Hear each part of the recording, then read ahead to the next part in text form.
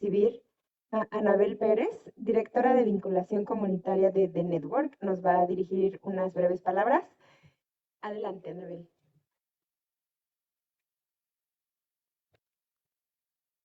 Buenos días, mi nombre es Anabel Pérez Villaseñor. Tengo el gusto de estar aquí con ustedes compartiendo este espacio. Vengo en representación de la organización que se llama The Network Advocating Against Domestic Violence. Nosotros manejamos lo que es la línea estatal de recursos de violencia doméstica. Es una línea gratis, confidencial. Estamos disponibles las 24 horas, 7 días de la semana. Manejamos tenemos acceso a más de una línea de idiomas, o tenemos personas que presentes en la oficina que hablan español, inglés, otros cuantos idiomas, pero también tenemos acceso a más de 200 idiomas. Como alguien había mencionado, la violencia doméstica puede pasarle a cualquier persona, no importa la etnicidad, la edad. Entonces nosotros estamos ahí disponibles para si alguien gusta hablarnos o mandarnos un mensaje de texto. Aparte de las personas que están pasando por esta violencia, también recibimos llamadas de otros seres queridos, o ya sea centros comunitarios, líderes religiosos que nos hablan porque quieren conseguirle ayuda o recursos a estas personas.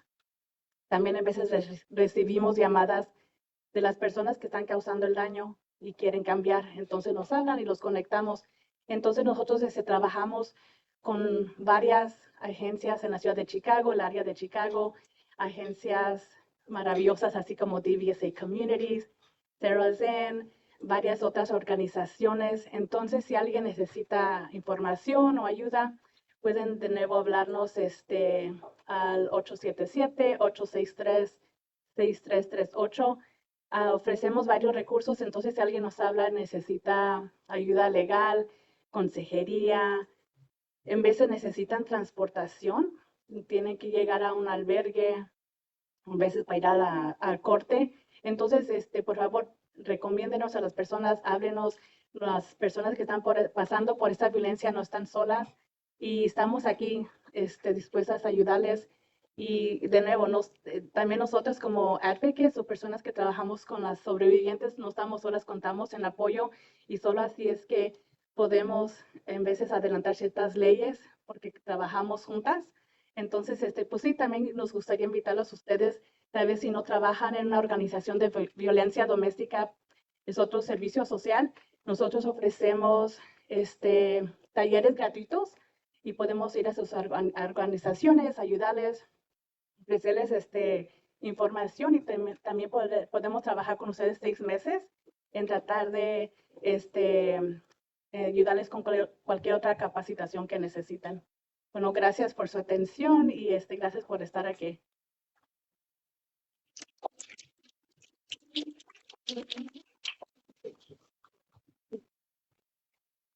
De nuevo, el número es 877-863-6338. Gracias. Muchas gracias, Anabel. Anabel es de la organización The Network. Ahora sí, invitamos a nuestra siguiente panelista. Ella se llama Tere Lozano. La ponencia se titula No estás sola, cómo denunciar la violencia y acceder a protección en Estados Unidos, de la organización Sarah's Inn. Adelante. Gracias, Tere.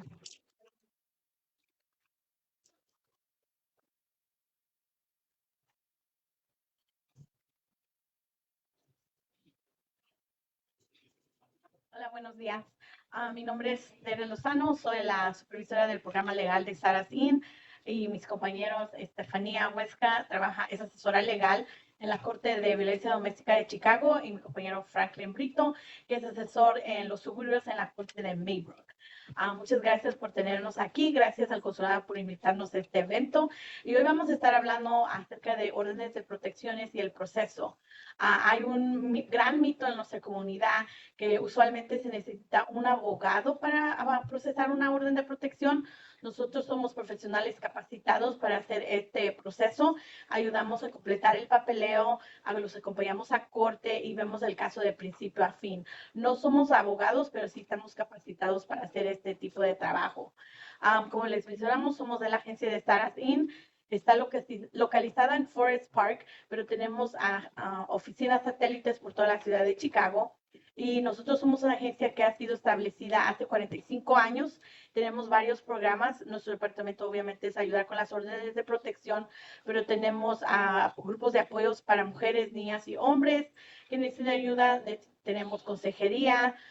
Tenemos un programa que es también designado para los abusadores, que los dicta la corte a tomar clases de violencia doméstica para entender y aprender a cómo estar en su relación y tener relaciones saludables. Entonces es un programa, es el único que tiene costo, pero todos nuestros servicios son gratuitos. Tenemos una línea de crisis de 24 horas, 7 días a la semana, y la vamos a estar poniendo en nuestros papeles que vamos a repartir, y vamos a empezar a hablar de cómo es el proceso de obtener órdenes de protección. ¿Qué hacemos como asesores legales? Como les mencioné, no somos abogados, pero estamos capacitados para ayudar a la gente en este proceso de principio a fin. Ayudamos a completar el formulario, que es más de 40 hojas, y sabemos que puede ser muy estresante ver un documento así, especialmente si uno no habla el lenguaje. Todos nosotros hablamos inglés y español, podemos hacer eso por ustedes. Los ayudamos a completar la aplicación, el formulario, acompañarlos a corte, y les damos cualquier otro recurso que estén en necesidad, como nuestras compañeras de USA, si no están en el área. Nosotros colaboramos con otras agencias para ayudarlos a obtener esos servicios. Yo les voy a explicar un poco qué es lo que la ley de violencia doméstica del estado de Illinois establece como una relación doméstica. ¿Ok? Todas personas casadas, separadas o divorciadas, todas esas personas se califican como una relación doméstica. ¿Ok? También personas con parentesco de sangre, hermanos, hermanas, primos, también entran en esta calificación. Personas que tienen un hijo en común también, las personas no tienen que estar casadas para calificar como una relación doméstica.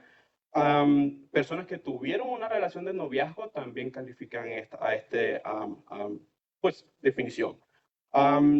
Personas que viven juntas también, que no tengan ningún tipo de relación, sino que son roommates, viven juntos o comparten una propiedad, también entran en esta calificación. Y también personas con discapacidades y los cuidadores, ¿ok? Ahora vamos a estar hablando un poquito sobre las órdenes de protección, ¿ok? Y es importante que se entienda qué es lo que significa una orden de protección, ¿ok? Una orden de protección es una orden judicial destinada para proteger a la víctima de violencia doméstica, ¿ok?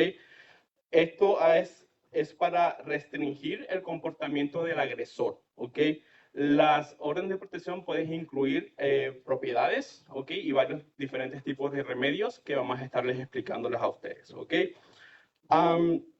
Las órdenes de protección, como ya les dije, restringen el comportamiento no restringen, perdón, el comportamiento del peticionario. ¿Okay? Esto quiere decir de que si usted es una víctima de violencia doméstica y usted solicita una orden de protección, ¿okay? Usted no puede violar su propia orden de protección. ¿Okay? Como ejemplo, si tenemos una víctima que solicita una orden de protección donde está pidiendo ayuda para protegerse de esta persona, obviamente siempre recomendamos de que no haya ningún tipo de comunicación para evitar que haya más abuso, pero si es necesario y esta persona se comunica con el demandado, ella no va a estar violando su propia orden de protección. La única persona que puede violar esta orden es el demandado.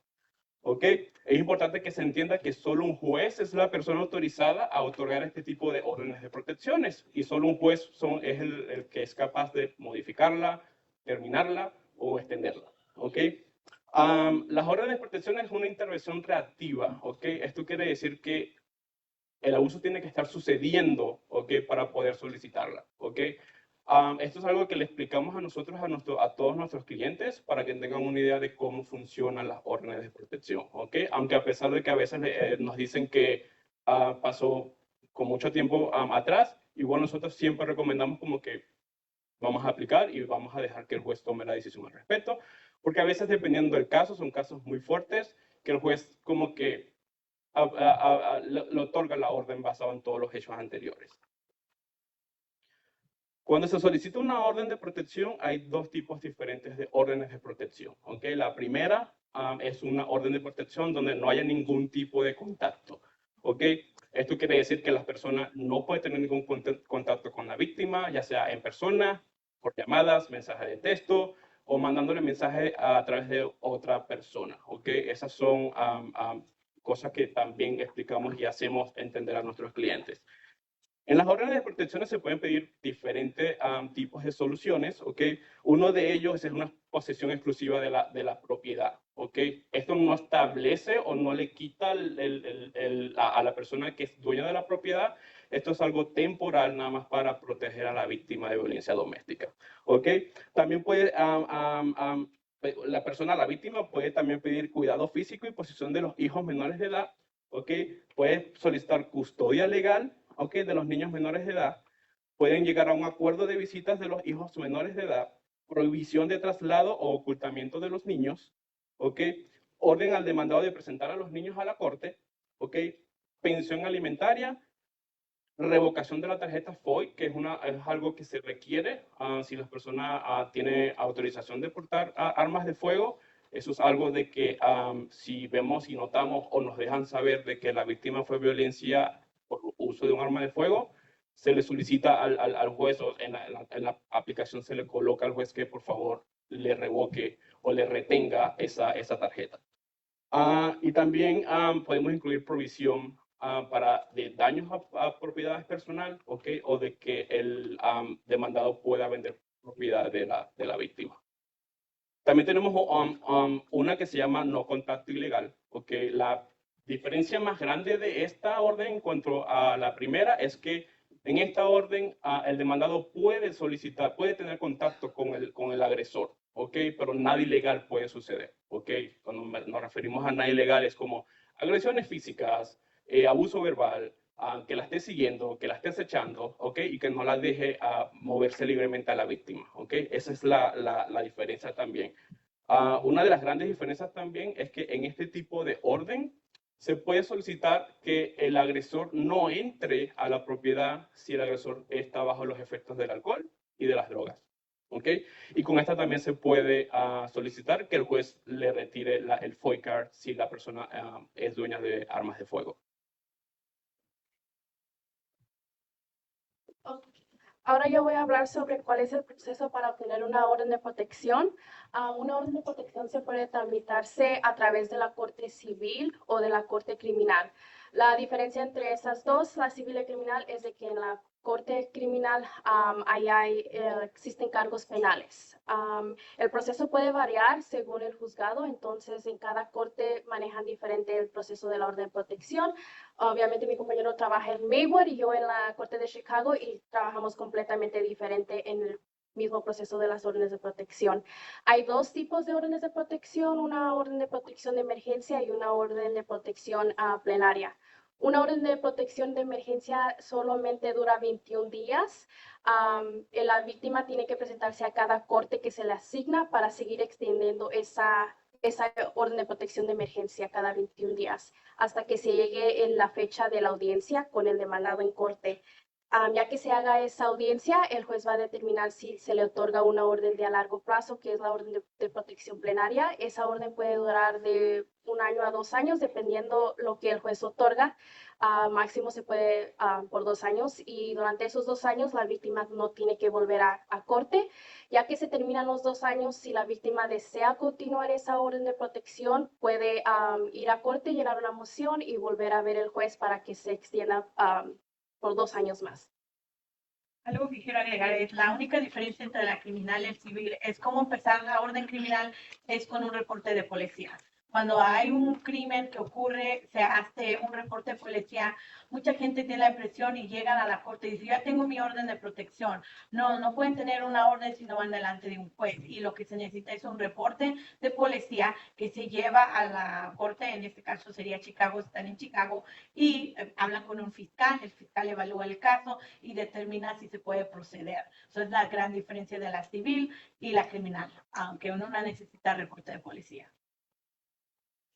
Para llenar una orden de protección no hay ningún costo para presentar esa solicitud ni costos judiciales. Las las dos partes, la solicitante de la orden de protección y el demandado, pueden actuar pro se. Lo que eso significa es que la solicitante se puede representar a sí mismo y no necesitan abogados, como lo mencionamos al principio, no se necesita ningún abogado para este proceso civil. Existen las audiencias de emergencia, entonces lo que eso significa es que el mismo día que se llena la orden de protección, la víctima va a ver un juez ese mismo día donde va a decidir al juez si se le otorga la orden o no. El demandado no tiene que estar en esta audiencia porque es audiencia de emergencia, donde pues obviamente la víctima viene a ver al juez porque ha estado experimentando violencia. Otras personas que hayan sido afectadas pueden ser incluidas en la orden de protección, como niños y otros miembros del hogar que viven con la víctima. Solamente mucha gente quiere proteger a familiares que no viven con ellos. El juez no otorgará eso porque no viven en la misma apartamento. A veces también vienen a tratar de proteger a personas que viven en el apartamento de arriba, de abajo. Eso no lo otorgará el juez porque tienen que vivir en el mismo apartamento, compartir cocina o compartir baño. ¿Cómo procesar una orden civil? Sí, en cualquier corte de Cook County, en Skokie, dependiendo de donde vivan, todos estos lugares procesan órdenes de protección. Como mencioné, mi agencia está localizada en la Corte de Violencia Doméstica del 555 West Harrison y mi compañero está en Maybrook. En esos lugares pueden obtener ayuda como nosotros a procesar el papeleo y a acompañarlos durante la corte. Como dijo mi compañera, hay audiencias de emergencia. Esa orden es por 3 semanas, ven el mismo día al juez en el edificio de la Corte de Harrison. Es el único lugar donde lo pueden hacer, lo que llamamos todavía remoto. Entonces nosotros asistimos, llenamos el papeleo y se pueden presentar a ver al juez virtualmente.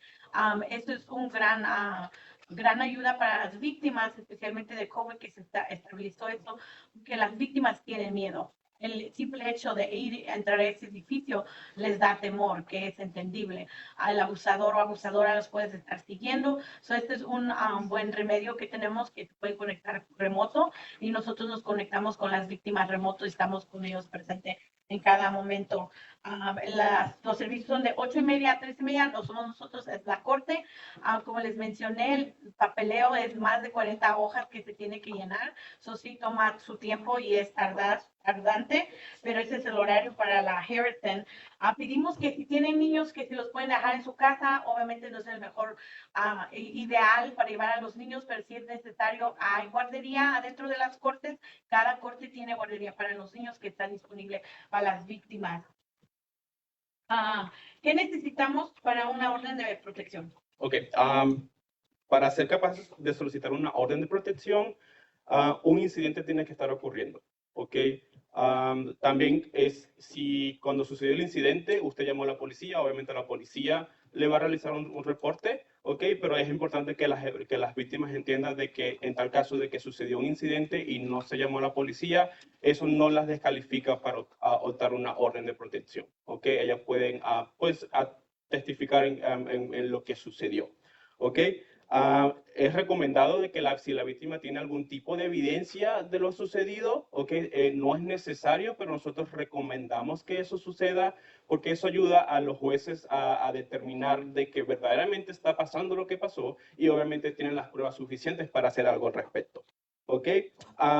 Si usted es víctima de violencia doméstica, recomendamos que se ponga en contacto con una agencia, okay, que lo puede guiar por el proceso de cómo completar una orden de protección. Como mi compañera, es un paquete bastante largo, okay, y entendemos que las personas están pasando por una situación difícil y cuando ven el tamaño del paquete se pueden sentir un poco abrumadas, okay. Para eso nosotros estamos ahí, okay, para guiarlas, explicarles cómo funciona y para que sea un poco el proceso un poco más fácil en esta terrible situación que ellas están pasando, okay. Es importante de que la persona cuando solicita esta orden tengamos la información completa del el agresor. ¿Okay? Necesitamos su nombre completo, la fecha de nacimiento, dónde vive, si no tienen conocimiento de dónde vive, dónde trabaja, porque estas son información que nosotros compartimos con el departamento del sheriff y obviamente el departamento del sheriff va a ir a las direcciones que coloquemos para buscar a esta persona y hacer el servicio y la entrega de todo el papeleo necesario.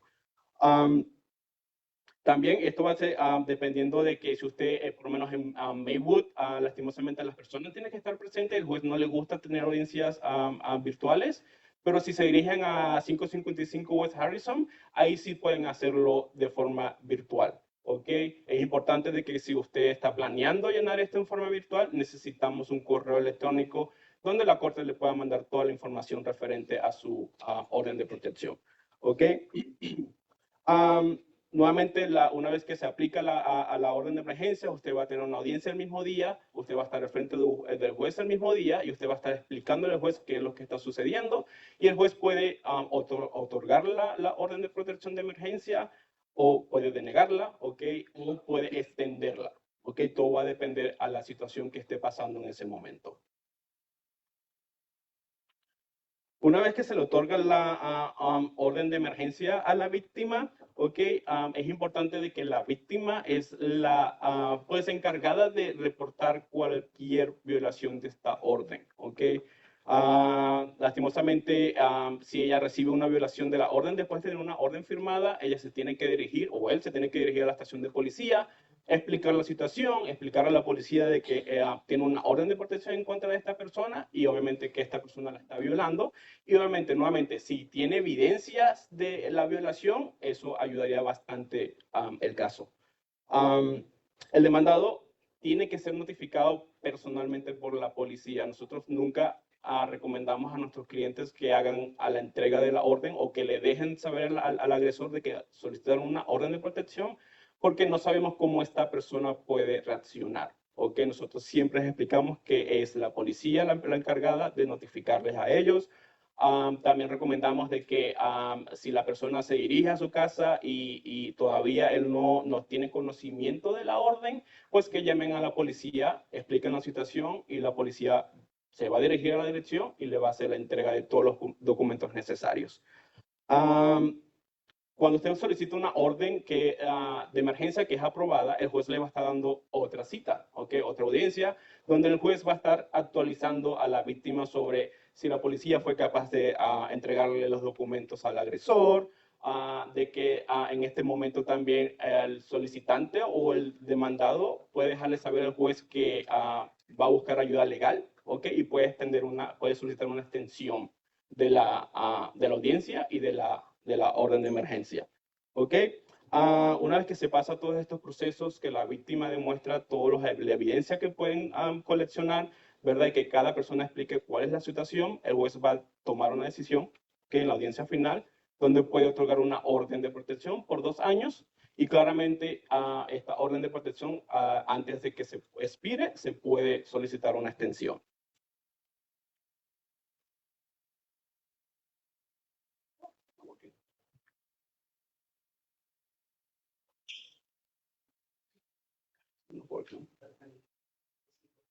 Ya, vamos.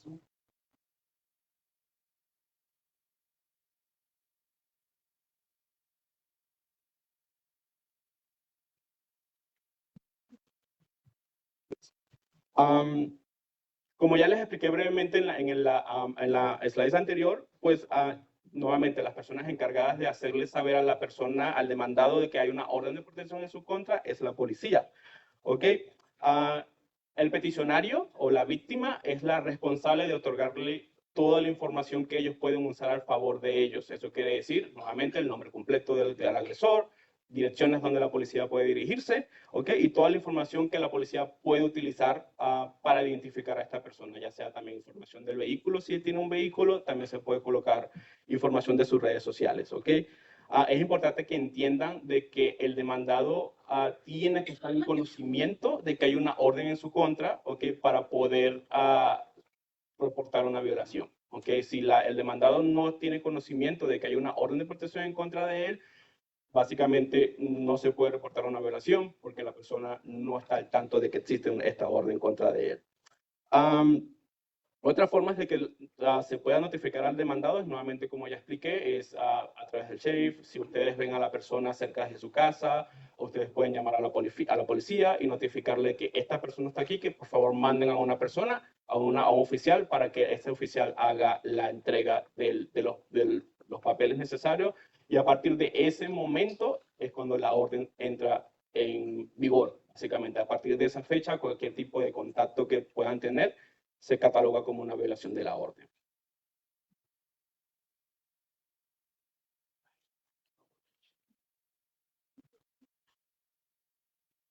Ahora voy a hablar sobre las órdenes de protección criminales y cómo obtener una orden de protección criminal. Entonces, para una orden de protección criminal tiene que haber sucedido un incidente y tiene que haber habido intervención policial, ya sea que la víctima o alguien que fue testigo del incidente llamó a la policía o si la víctima va a una estación de policía a obtener un reporte de policía. La víctima tiene que cooperar con las autoridades, ya sea la policía, el fiscal del estado o detectives que están involucrados en el incidente. Cuando se llama a la policía al lugar del incidente, la víctima tiene que firmar la denuncia penal para que comiencen los cargos criminales y también proporcionar cualquier prueba que respalde el caso del incidente que ocurrió, ya sea documentar lesiones que ocurrieron, acoso, cualquier cosa que pueda ser un delito para presentar esa evidencia. El fiscal adjuntará automáticamente una orden de protección al caso criminal, a menos que el acusado no esté presente en el tribunal.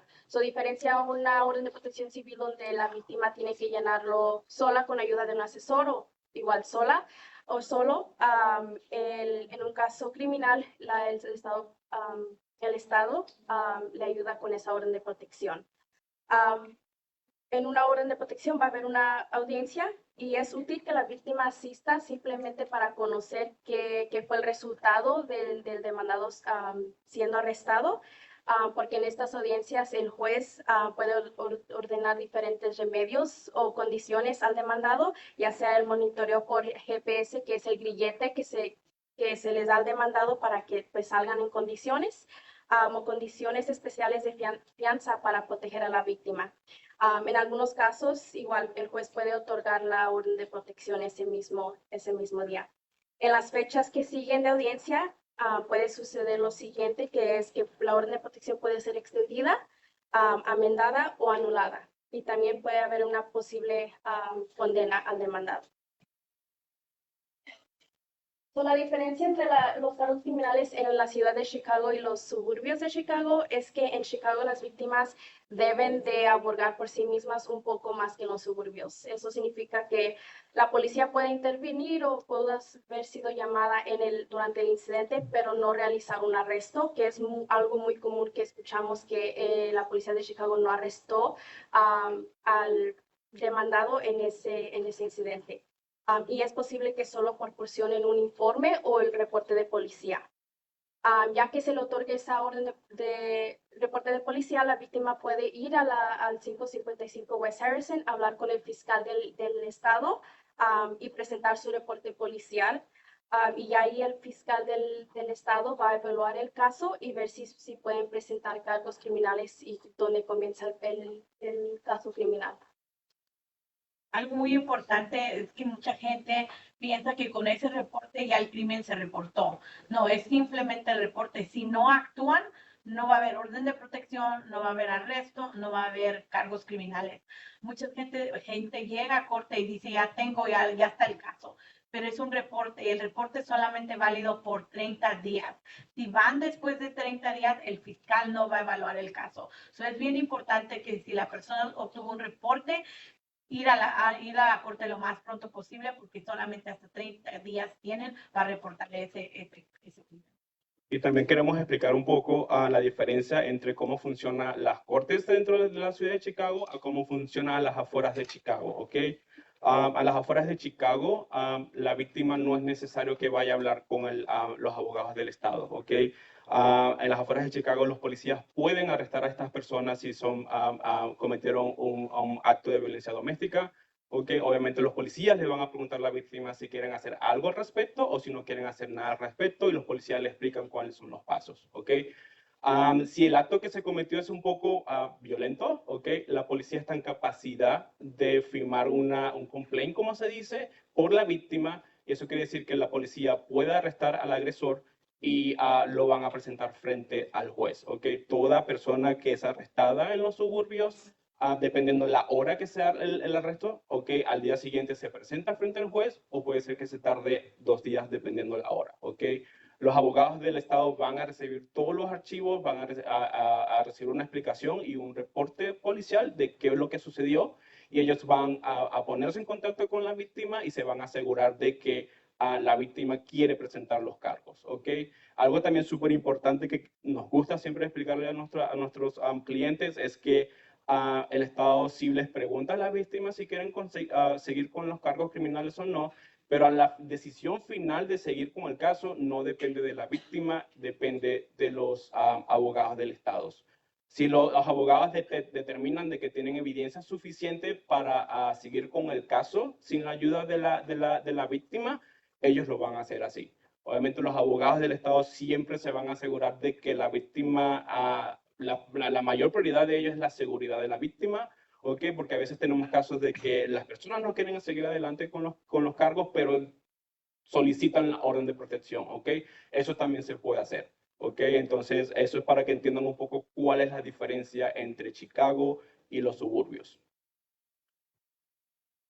También les voy a explicar un poco algunos derechos que tienen las personas como víctimas de violencia doméstica y el principal es que toda víctima de violencia doméstica tiene derecho a estar al tanto de lo que está sucediendo con su caso, ¿ok? Si la persona va a ser liberada, si a la persona le dieron condiciones, ¿ok? Todas esas víctimas tienen el derecho a estar informados. Eso es también parte del trabajo que nosotros hacemos. Intentamos siempre mantener actualizada del caso sobre de la víctima qué es lo que está sucediendo. Las personas también se pueden ingresar al Bind Link, donde pueden ingresar el número del caso y ahí van a ser capaces de prácticamente ver todo lo que está sucediendo, cuándo es la próxima audiencia, si la persona está bajo custodia o si ya fue liberado. También toda víctima tiene derecho a estar con un asesor, ¿ok?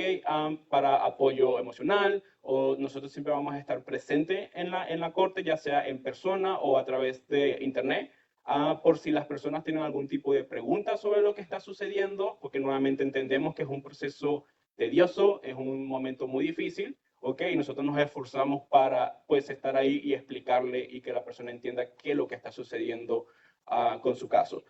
Y también toda víctima de violencia doméstica tiene derecho a la restitución, ¿ok? Eso quiere decir que si el agresor hizo cualquier daño económico, si dañó la propiedad, las víctimas pueden solicitar de que esta persona sea responsable por esos daños. Vamos a estar pasando una hoja donde tenemos información acerca de recursos legales. Trabajamos con abogados pro bono, que son gratuitos. Las órdenes civiles, 90% de nuestros clientes que apoyamos en corte se representan solos, pero hay veces que la otra persona llega con un abogado privado.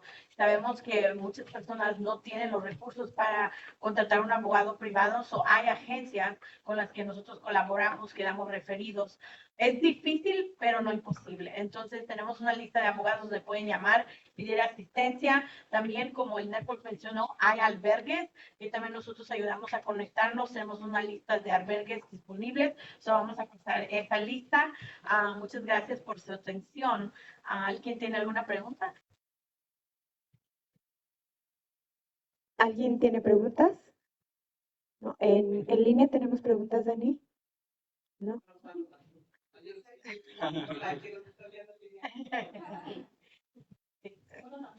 Sí, sí. ¿Pueden explicar un poquito cuando el incidente ya pasó de más de 8 días o 2 semanas, qué pasa con las órdenes? ¿Puede todavía aplicar por la orden de protección? ¿Le darían la orden de protección de emergencia o qué pasa en esa situación? Usualmente pedimos que el incidente haya ocurrido dentro de los últimos 2 semanas. No somos nosotros, es el juez. Sin embargo, no porque haya pasado el incidente 3 semanas, 4 semanas, no quiere decir que no califican para una orden de protección. La diferencia es que con un incidente reciente podrían darles y otorgarles la orden de emergencia, que es buena por 21 días.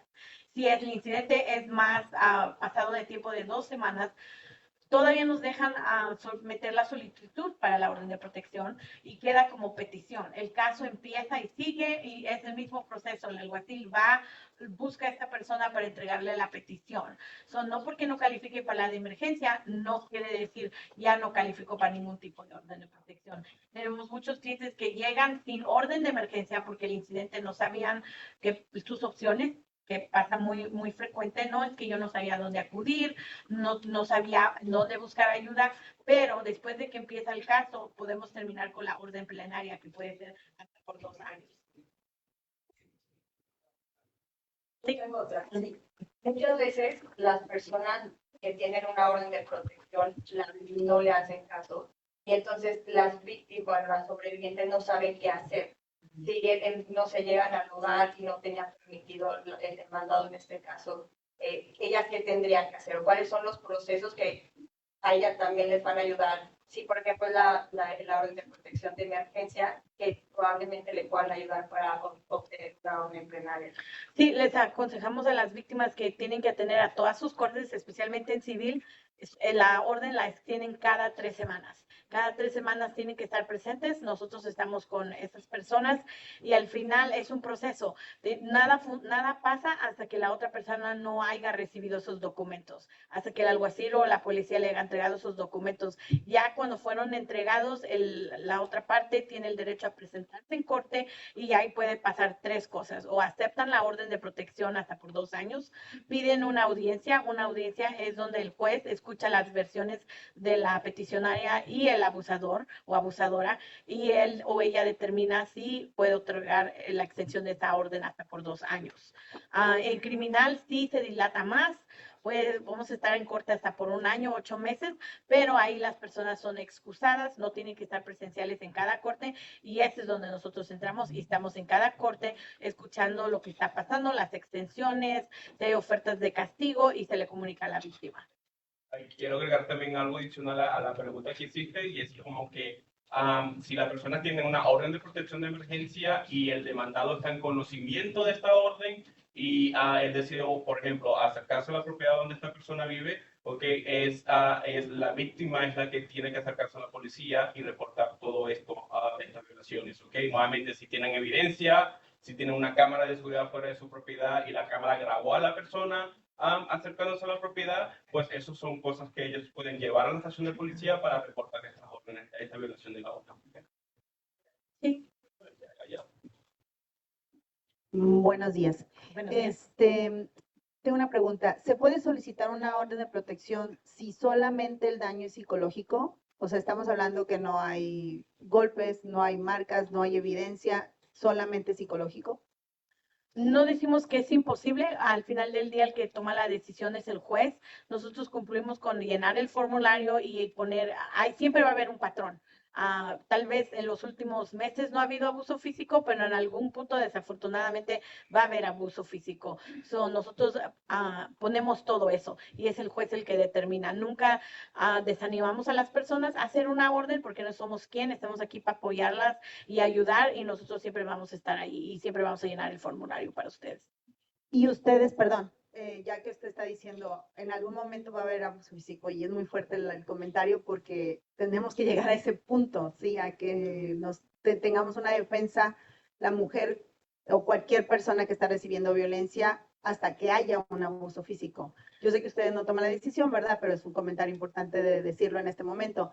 ¿Y qué sugieren o qué recomiendan si tenemos solamente violencia psicológica en donde estamos en un país donde parece ser que tenemos todo, ¿sí? Para estar bien, entre comillas, pero tristemente hay mucha violencia psicológica cuando estamos vulnerables a nuestra situación migratoria, ¿sí? Ahí cómo podemos o qué recomiendan sugerir hacia las mujeres más que tenemos hijos para poder tener una protección, porque a veces nunca vamos a tener una violencia física, ¿sí? Sino totalmente psicológica. Sí, y la razón que mencioné este comentario fue porque muchas veces llegan víctimas con nosotros y solamente hablan del abuso emocional y piensan que porque ocurrió el abuso hace años, meses, que no lo deben de mencionar. Y decimos eso para que lo mencionen, todo tipo de abuso, económico, físico, emocional, todo eso es en consideración. Pero hice ese comentario por esa razón. Las víctimas que llegan con nosotros piensan que solamente pueden hablar de lo que está ocurriendo en ese preciso momento. Y desafortunadamente ha habido ese abuso y si no lo mencionan, no podemos estabilizar ese patrón con el juez de que sí, ahora están viniendo porque las está abusando o lo está abusando emocionalmente, pero ha habido abuso físico en el pasado. Y si no lo ponemos en la petición delante del juez, el juez no va a querer escuchar eso cuando haya una audiencia. Todo lo que se pone, y por eso es bien importante poner todo tipo de abuso, porque muchas veces en una audiencia, cuando estamos delante del juez y están las dos personas, el juez está diciendo qué pasó y la víctima quiere entonces en ese momento decir, sí, me hizo X cosa, pero también hace 10 años me abusó y el juez no lo va a permitir porque no está en la petición. Por eso es bien importante dejar estabilizado con las víctimas que es todo tipo de abuso, no importa cuándo haya pasado. Acerca de los otros, de la otra pregunta que hizo, voy a dejar que mi compañero conteste. Fue un poco larga. ¿Qué quieren ustedes? Independientemente, porque a veces puede haber que no haya una evidencia y en muchas ocasiones en pareja puede haber la violencia sexual. Y como es tu pareja conyugal o el padre de tus hijos, no lo sé, o sea, es muy difícil comprobar ese tipo de violencia. Entonces, ¿qué sugieren ustedes para tener algún tipo de evidencia en donde pueda llegar a ese grado de llegar al juez? Porque es mucho el miedo que existe existen en las mujeres, principalmente el llegar a poner una denuncia. Pero aparte ya llegar y te van a decir, pues si no traes una evidencia, ¿qué sugieren ustedes de poder tomar como una evidencia para poder decir, bueno, yo puedo tener algo que me favorezca para pasar al siguiente punto, que es llegar al juez? Con respecto a la parte de las evidencias, se recomiendan que puedan, si tienen evidencia, que las puedan usar, pero no es necesario, ¿ok? Cada vez que se llena una orden de protección, tenemos que entender que lo primero que va a hacer el juez antes de empezarle a preguntar cualquier pregunta es que los van a juramentar y básicamente le va a preguntar si ustedes están diciendo la verdad y nada más que la verdad, ¿ok? Ustedes tienen que jurar eso, ¿ok? So, es importante que se entienda de que si hubo, como siguiendo tu pregunta, si hubo un caso de agresión sexual, no es necesario tener evidencia, ¿ok? Nada más con tu historia y con lo que le vas a decir al juez, el juez te va a escuchar y va a tomar te va a escuchar y va a tomar una decisión del caso. Obviamente va a depender de qué lo que está sucediendo, ¿ok? En base a las recomendaciones, nosotros no tendemos a dar ningún tipo de recomendaciones porque eso es decisión de la víctima, ¿ok? Nosotros explicamos el proceso lo más fácil posible para que la víctima pueda tomar una decisión, ¿ok? Y dependiendo de lo que la víctima nos deje saber a nosotros, es que nosotros procedemos a ayudarla, ¿ok? Nosotros tendemos a no como que hacer recomendaciones, ¿ok? Porque puede generar un problema, puede generar de que el asesor me dijo que si hacía esto, pues me va a pasar esto, esto y esto.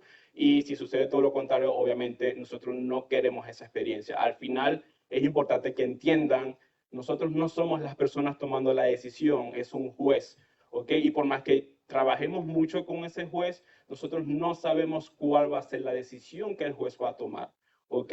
Entonces es súper importante de que entiendan de que si no tienen una evidencia, ¿ok? Está bien solicitar la orden de protección, ¿ok? No es necesario tener una evidencia, ¿ok? Y los abusos vienen en muchos, se dividen en muchos abusos, que algunos son físicos y obviamente son los más fáciles como que de determinar de que efectivamente hubo un abuso, pero los abusos emocionales son un poco más difíciles de probar, pero eso no quiere decir que sea imposible, ¿ok? El juez se va a tomar el tiempo de escucharlas, el juez les va a hacer preguntas para entender la situación y va a tomar la decisión.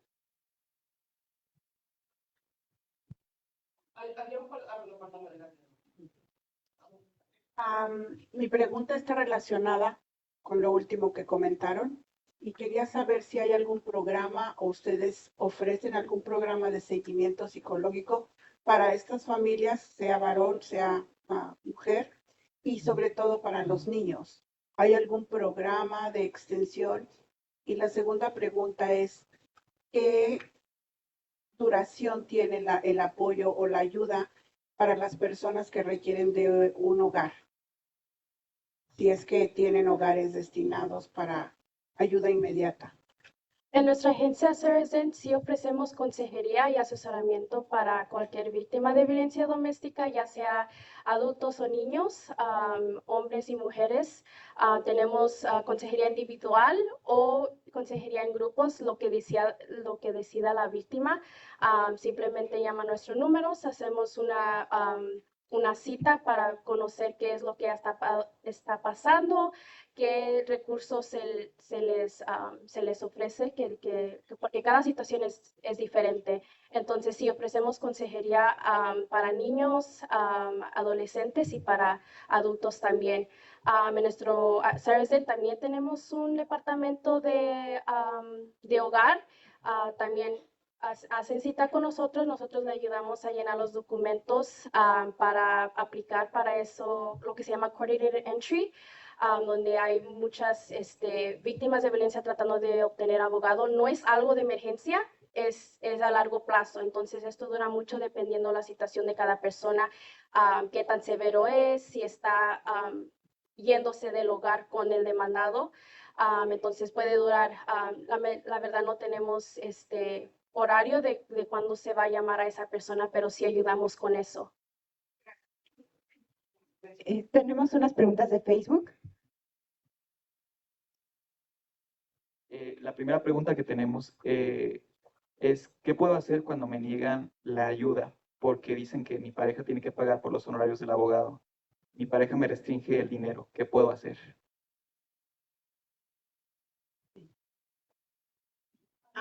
Hay ayuda, como les mencioné, tenemos esta lista para abogados donde pueden llamar y pedir nosotros no sabemos los requerimientos para calificar para esa ayuda legal, pero sí existe esa ayuda. No mucha gente tiene conocimiento, pero estos abogados se enfocan en diferentes temas como representación en la orden de protección civil en la corte, con mantención o divorcios. Por eso es que nosotros referimos a esos abogados que son los expertos.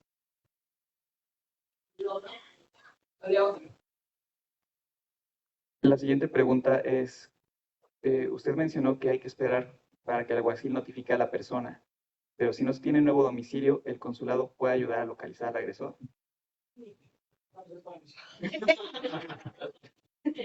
Tendremos que recibir una solicitud oficial de parte de las autoridades, ¿no? Para hacer lo que no es la práctica. O sea, la práctica es que las mismas autoridades resuelven la localización de la persona para poder notificar. ¿Alguna otra pregunta? Sí. Pues, mi nombre es Blanca Ramírez, trabajo para Casa Michoacán. Casa Michoacán tiene 4 casas, una está aquí en Pilsen, una en West Chicago, una en Elgin y una en Carbondale. Yo sé que ustedes ofrecen esos servicios, pero los servicios para los suburbios y muchas personas no se quieren mover por la barrera es el transporte. Entonces, nosotros también tenemos abogados de inmigración, tenemos una psicóloga también que les ayuda con las terapias y también la consejería es gratis. Muchas gracias. Ahora vamos a pasar a darle la bienvenida. Perdón, sí. Pasa. En el proceso de la corte, a veces se toman en cuenta los testimonios de los niños en la relación o simplemente es de la víctima. Eso depende de cada juez. Hay juez que sí admite a los niños el testimonio. Obviamente para ellos no es lo ideal y solamente sería en términos de que si hubiera una audiencia. Ahí es donde presentan pruebas si es que hay testimonios, testigos, pero en una audiencia. Pero no es necesario. No es necesario. Gracias. Okay. Muchas gracias a la organización Sara. Disculpen. Ok. Vamos a dar la bienvenida a Maggie Lugo, quien nos habla.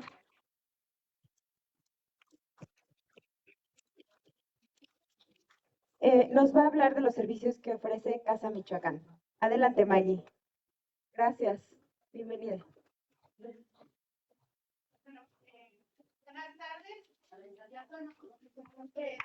Buenas tardes.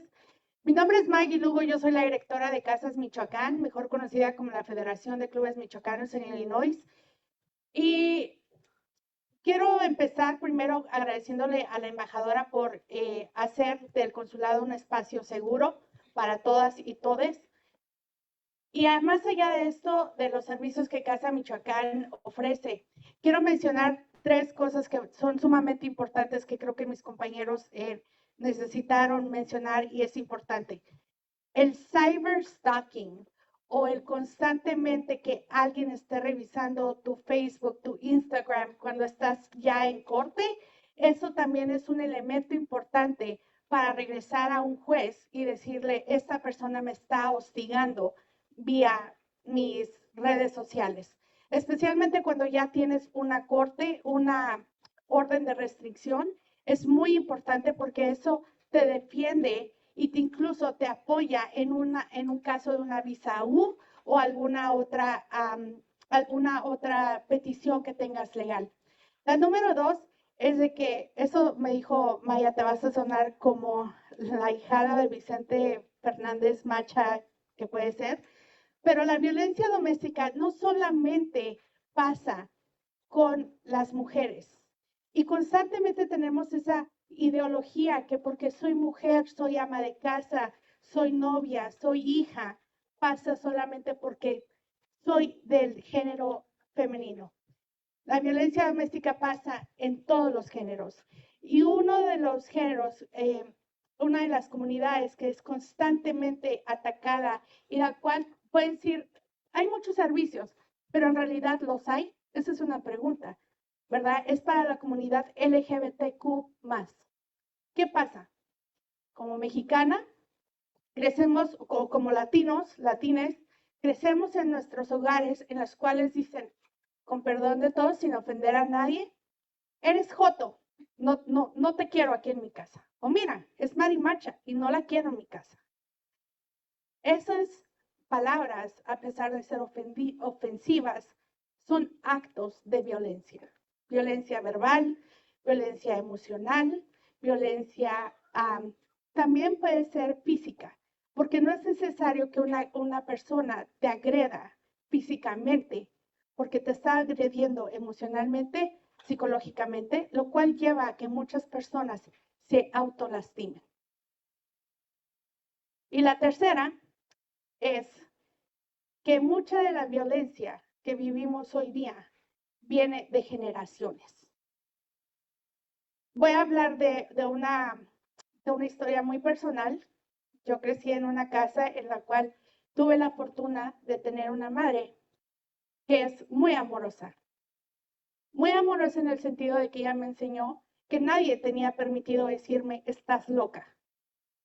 Ella creció en una casa donde había violencia doméstica, en la cual ella me cuenta su historia y tengo permiso de contarlo. Tenía 11 años y fue tremendamente golpeada, al grado de que hoy mi madre tiene 59 años y tiene una marca en su espalda.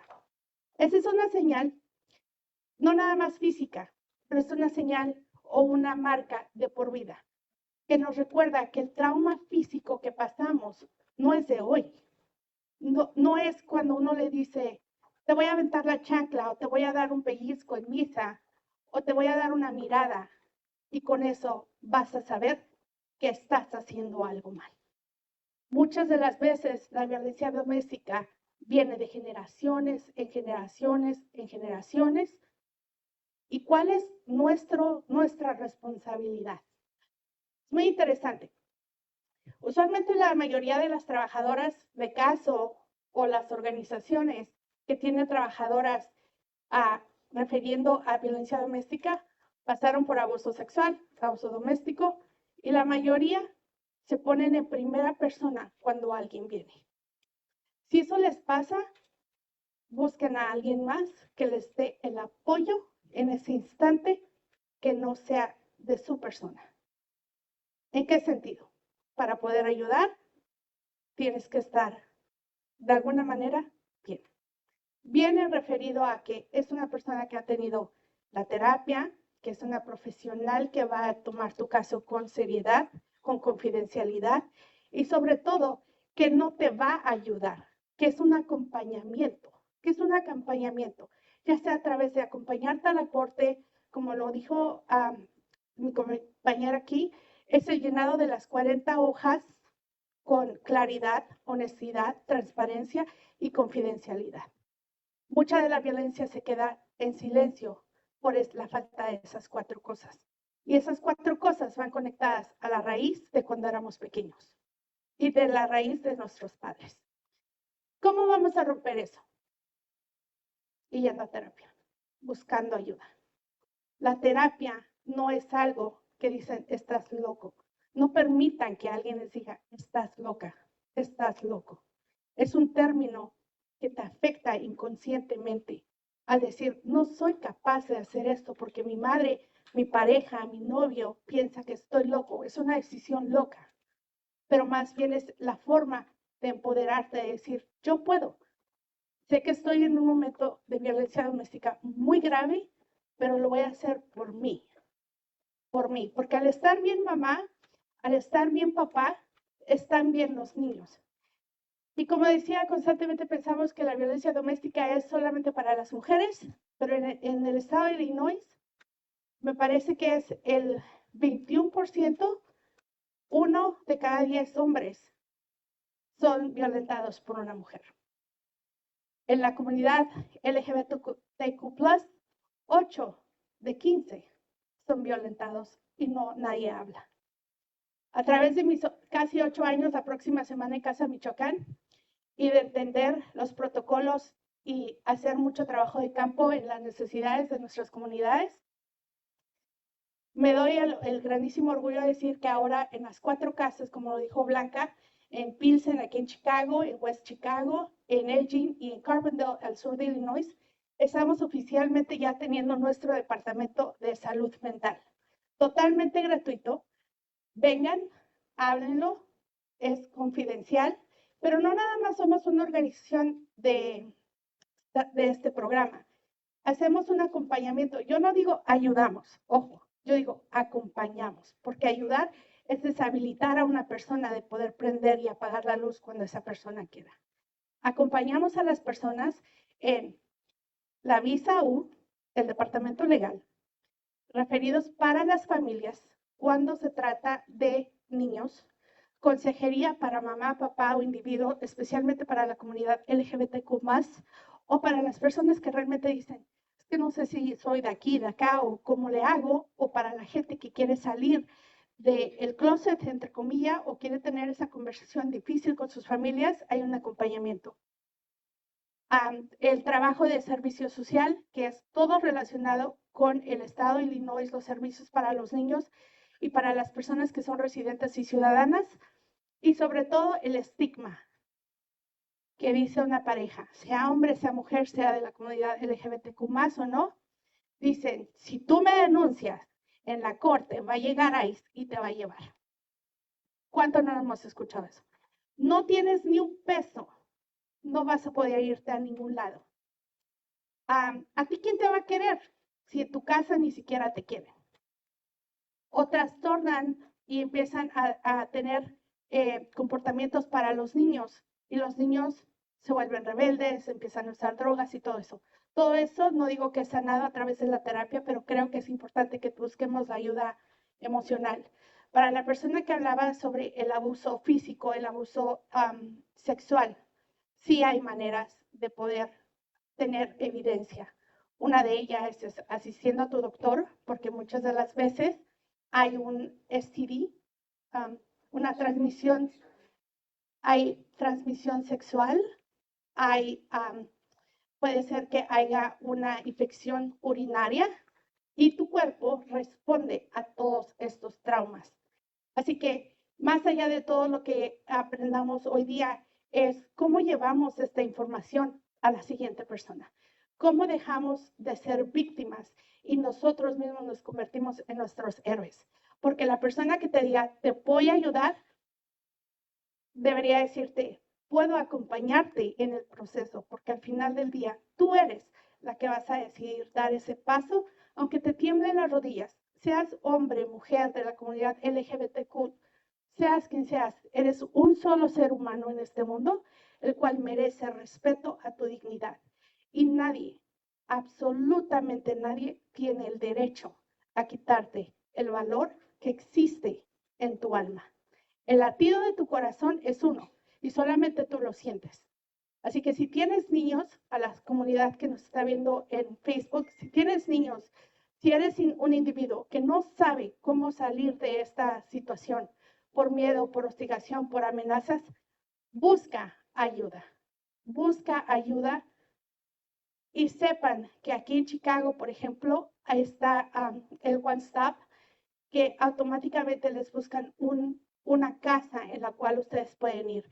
No importa si eres indocumentado, si no tienes una identificación, si tienes que dejar todo atrás. El estado de Illinois es un estado muy amigable para nosotros los indocumentados y para las personas que sufren de violencia doméstica. En nombre de Casas Michoacán, llámenos, estamos en la mesa, acérquense, busquen terapia, sepan que ustedes, yo, nosotros somos personas que nadie merece que nos falten el respeto a nuestra dignidad. Muchas gracias y estamos atrás.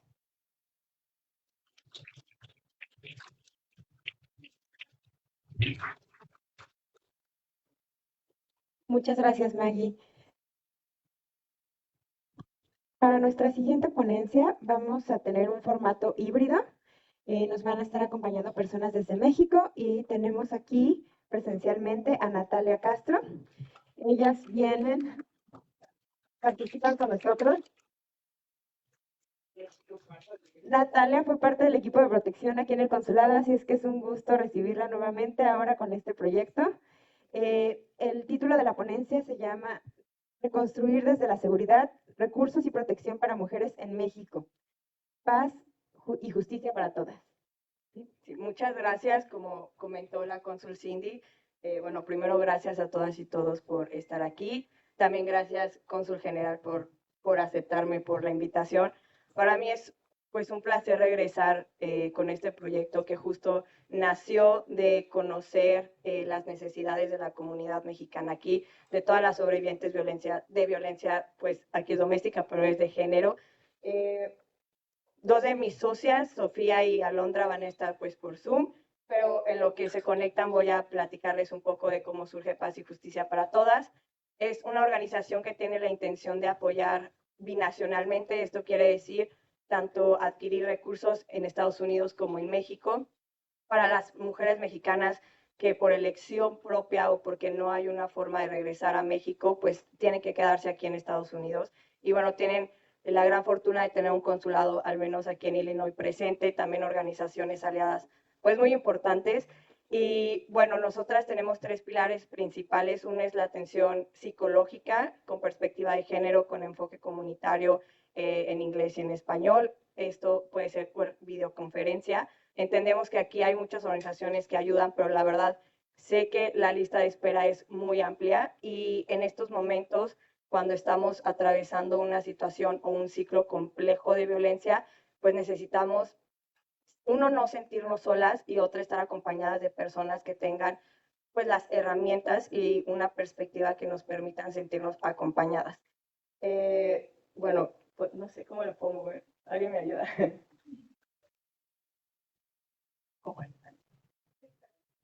¿El de abajo? Ok. Sí.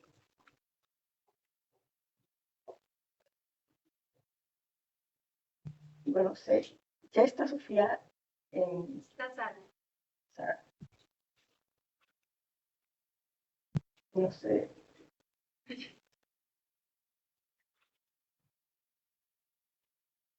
Bueno, vamos a hacer las cosas que funcionan. Bueno, Paz y Justicia para Todas, como les comenté, tiene esta intención de poder brindar un apoyo multidisciplinario que tome en cuenta las necesidades y la realidad de las personas que se encuentran, principalmente mexicanas, en Estados Unidos pasando un ciclo de violencia. Entonces, un poco ya nuestras compañeras nos hablaron de identificar. Nosotras hicimos una presentación que está dividida en fases, que es lo que nosotras trabajamos como un plan de acción o un plan de seguridad en caso de necesitarlo. Este plan de acción tiene diversos enfoques. Uno es principalmente identificar y reconocer que estamos en un ciclo de violencia, que esto siempre me gusta comentarlo. A nadie nos enorgullece sentirnos o sabernos víctimas de algún tipo de violencia, porque también socialmente nos han enseñado que somos las responsables y las culpables de estar en un ciclo, digamos, que para los ojos de otras personas es muy claro que tenemos que salir de ahí. Hace rato creo que era Erika de DBSA comentaba la importancia de de ir deconstruyendo estas ideas falsas y comentarios que inconscientemente los adquirimos, como ella está ahí porque quiere o la traté de ayudar, pero ella decidió, entonces pues ya es porque le gusta, cosas así que para todas y todos pueden sonar tan normales y tan comunes, pero que empiezan a generar desconfianza y hacer que todas las sobrevivientes de violencia no tengan o sientan un espacio seguro para empezar un proceso.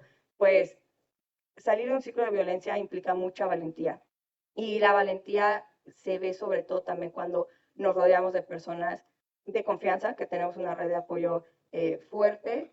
Pero antes de seguir hablando de eso, quiero ver si...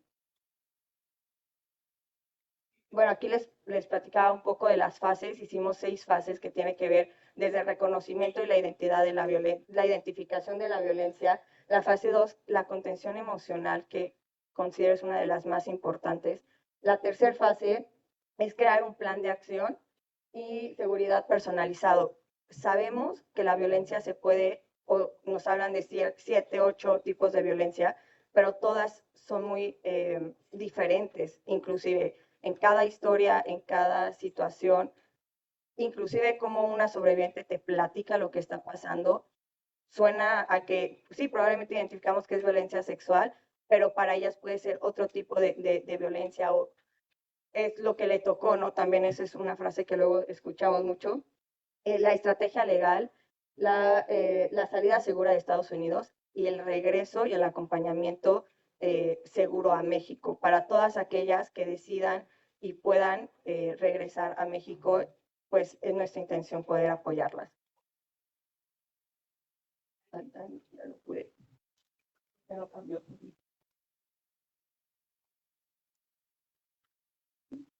Déjame ver si... Bueno, hay problemas al parecer. Esto ya no lo voy a tocar más porque todas ya nos presentaron los tipos de violencia. Algo muy importante es que en Estados Unidos la violencia doméstica, como nos la platicaron, pues es aquella que se entiende más por el vínculo que existe entre las personas que ejerce la violencia y quien está siendo víctima de ese tipo de conductas. Algo muy importante es saber que la violencia de género o la violencia contra las mujeres se ve de muchas formas. Y esto tiene que ver con un entendimiento amplio de por qué la violencia de género se tiene que tratar con un enfoque diferente que a cualquier tipo de violencia. ¿Esto qué quiere decir? Hay muchas veces dependencias, hay miedos que no surgen en otro tipo de relaciones, hay subordinación, hay hijos e hijas de por medio. En este caso, por ejemplo, las que están pues pasando por una situación así en Estados Unidos, pues claro que dejaron toda su vida en México para venir acá y su realidad está aquí, sus hijos e hijas nacieron aquí, y son como muchas cosas que tienen que tomar en cuenta para poder tomar una decisión, tanto de salir del ciclo y, si fuera su deseo, regresar a México. ¿Me puedes ayudar, por favor?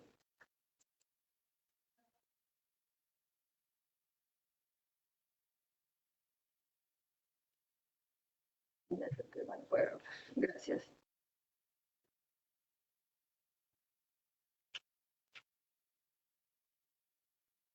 Bueno, no sé si ya Sofía nos puede escuchar para que pueda ella hacer su intervención. Hola Nat, ¿me escuchas? Hola Sofía, te vemos todas y todos. Perfecto. ¿Y pueden por favor regresar a la presentación?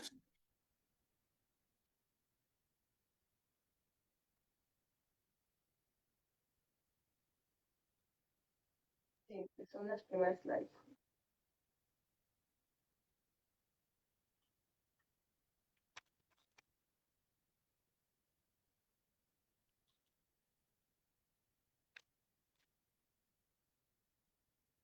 Y bueno, en lo que regresamos a la presentación, de nuevo nos da mucho gusto estar aquí con ustedes hoy. Me gusta que Natalia acaba de darnos una pequeña introducción de lo que vamos a estar hablando el día de hoy. Dentro de la fase 1, después de reconocer e identificar estos tipos de violencia, queremos recordarles que para nosotros, para enfocarnos en este plan de acción del regreso seguro a México y para sobrevivientes de violencia, es fundamental pedir ayuda e identificar nuestras redes de apoyo. Entendemos que esto puede ser un proceso muy difícil y por eso creo que esta iniciativa nace desde la empatía y desde la perspectiva de género y no es algo que nos hace más débiles, es algo que nos protege. Por lo tanto, adicional a que pueden contactar con nosotras con la información que vamos a compartirles al final de esta presentación, también hay otras formas y otros lugares en Estados Unidos en los que pueden acudir a recibir información. Algunas de estas opciones son el Consulado de México. Pueden ir a buscar el Consulado de México que les quede más cercano. Las organizaciones civiles especializadas en donde hay atención a víctimas de violencia doméstica, agresión sexual, etc. Tenemos también la Línea Nacional contra la Violencia Doméstica. El número es 877-863-6338. Y la cuarta sería contactar organizaciones especializadas en México que brinden atención binacional.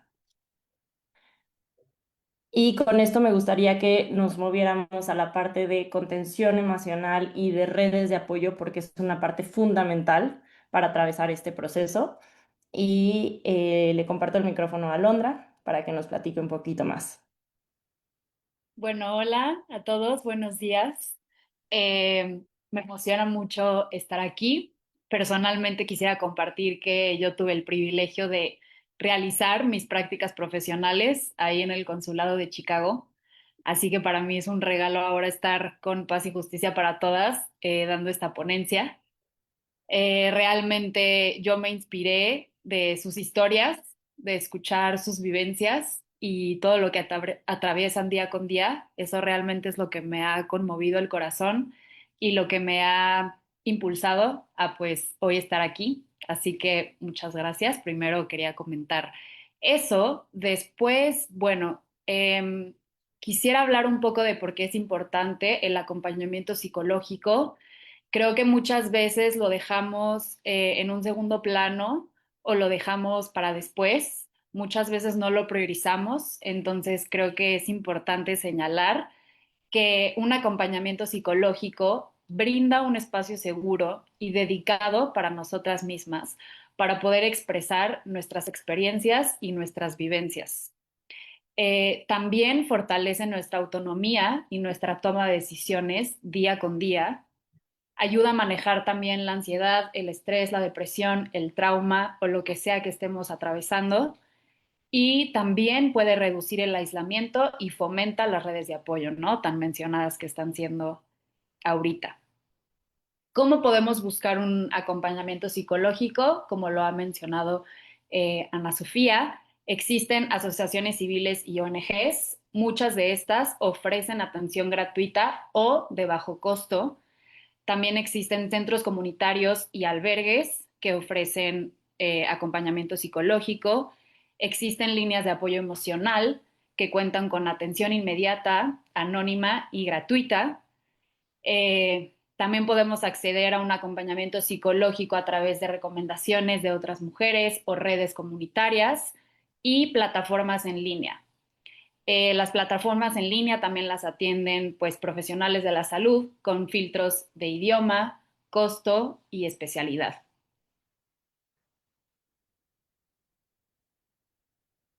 Sí, perfecto. También quisiera enfocarme en este momento para hablar un poco de cómo funciona el acompañamiento psicológico remoto para que justo nos sintamos que si no estamos en contacto directo con nuestro psicoterapeuta o nuestro profesional de la salud, no pensemos que no podemos tener acceso a este acompañamiento psicológico. Actualmente existen sesiones por videollamada, teléfono o incluso chat en donde me puedo comunicar con mi psicoterapeuta. Esto ofrece una mayor accesibilidad para quienes se trasladan constantemente o viven en zonas alejadas. En este caso, ustedes desde allá y un terapeuta acá en México. También existe la posibilidad de elegir profesionales que justamente hablen tu idioma y comprendan tu cultura.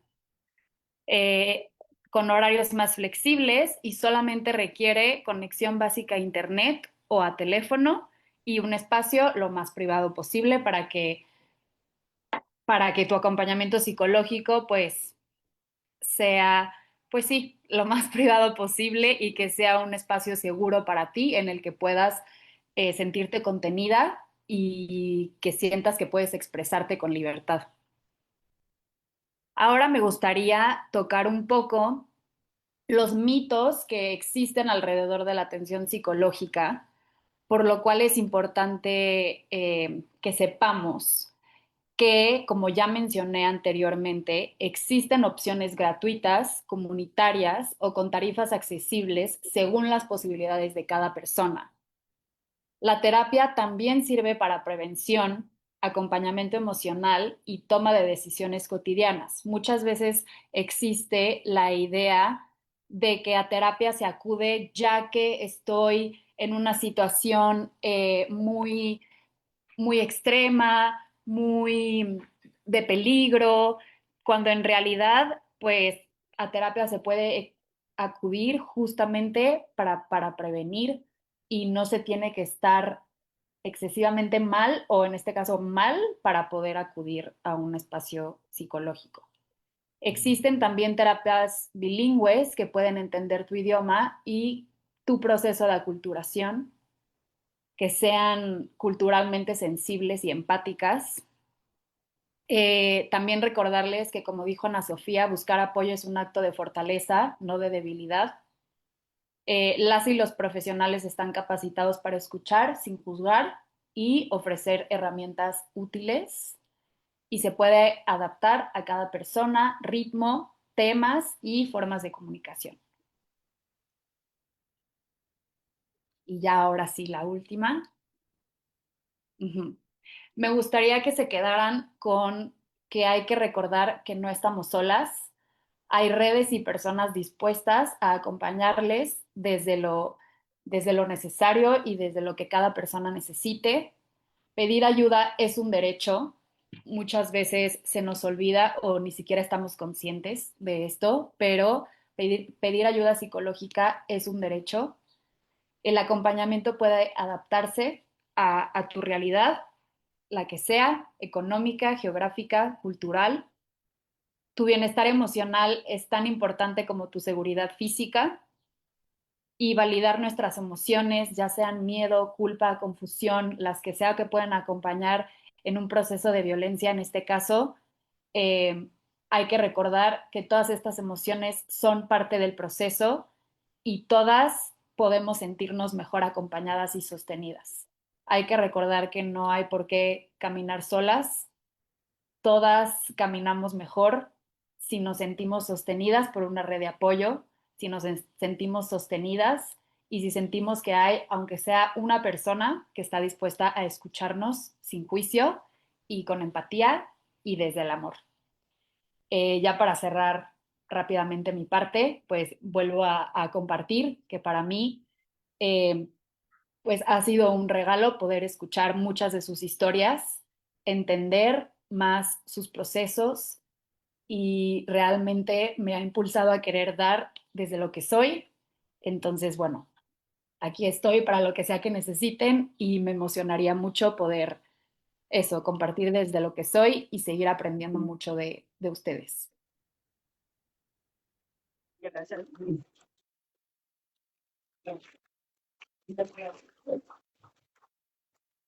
Bueno, hay varias slides, pero voy a platicar cómo funciona un plan de seguridad o acción. Hay que entender que cada plan viene desde lo que la sobreviviente necesita y no de lo que nosotras creemos que necesita.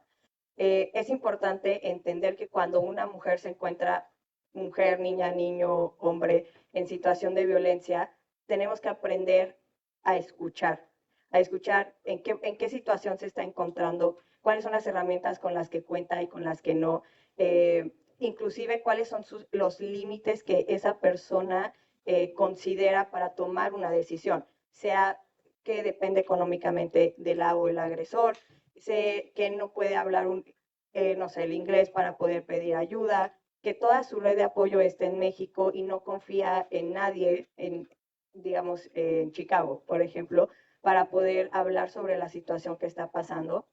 Por eso la importancia de las organizaciones aquí.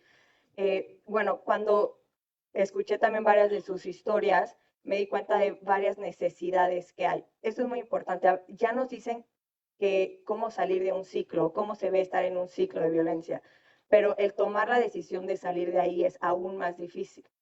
La valentía de decir, ok, voy a salir de este lugar, voy a tomar decisiones que sé que implican mucho, como que tener que salir de un domicilio, tener también que entrar a un proceso legal para la custodia de las y los hijos en caso de haberlas, si se encuentran casados, también el tener que empezar un proceso de divorcio. Por ejemplo, si están aquí y no trabajan, no hablan inglés, dependen 100% económicamente de la persona agresora y no tienen una red de apoyo, pues complica toda la situación. Entonces, un poco este plan de acción tiene que ver con una estrategia legal, con un acompañamiento psicológico, con el poder crear y saber si es su deseo regresar a México, cómo lo quieren hacer, y no solamente cómo lo quieren hacer, sino todas las herramientas que tienen aquí y allá para poder hacerlo. Porque sé que suena muy fácil el decir, bueno, ya voy a tomar esta decisión y voy a pedir ayuda, que también ese es el paso más grande, pero en el camino hay muchas dificultades. Sabemos que las y los jueces aquí no siempre tienen una perspectiva ni de género, ni empatía probablemente por la comunidad migrante. Muchas veces necesitan ir acompañadas porque no hablan inglés y entonces tampoco entienden perfectamente lo que está pasando por el proceso. Entonces es muy importante en la creación de este plan saber, ok, mi intención es dejar este ciclo, quiero quedarme en Estados Unidos, quiero irme a México, tengo una red de apoyo aquí, quiero tener una red de apoyo, ¿cómo la puedo encontrar?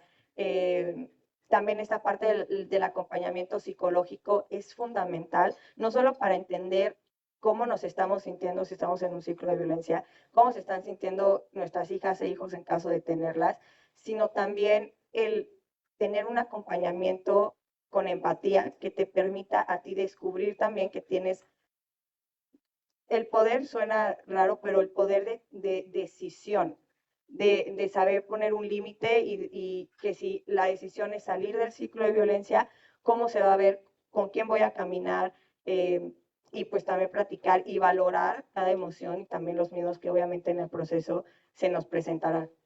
Pero bueno, un poco, no creo que es para el otro lado.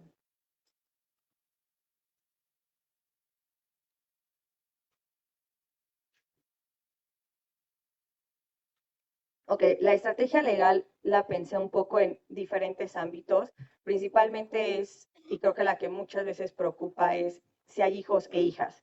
Es lo que quiere decir entender que si yo voy a salir del ciclo, va a venir un proceso probablemente de custodia, de pensión alimenticia, que resulta a primera instancia complejo y que puede serlo, pero también es importante saber de qué forma y con quiénes nos vamos a acercar para que sea más leve esta como situación que viene. Es algo muy importante saber que en Estados Unidos hay dos tipos de custodia. Voy a poner un ejemplo de un caso. Una persona se acerca, está viviendo violencia doméstica y es su deseo salir de ese ciclo.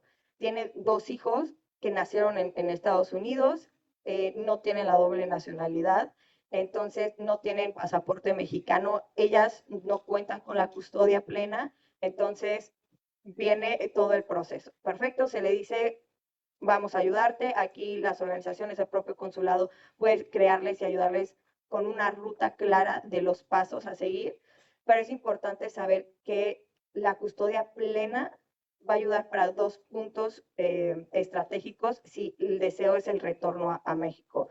Uno es contar con la doble nacionalidad de sus hijas e hijos, que aquí en el consulado lo pueden hacer. Creo que están muy familiarizados con este tipo de casos y hay un apoyo y una perspectiva empática sobre eso. En caso de que no lograran tener la doble nacionalidad desde aquí y ustedes ya cuentan con la custodia plena, pueden viajar hacia México, porque voy a aprovechar este comentario para decir que cuando no se tiene la custodia plena de los y las menores y ustedes deciden y se van del país, él o la agresora puede hacer una denuncia por sustracción ilegal de menores. Entonces, cuando hablamos de crear un plan personalizado es saber, esta es mi realidad, estos son los riesgos que existen, estas son las urgencias que yo tengo y desde ahí empezar a construir.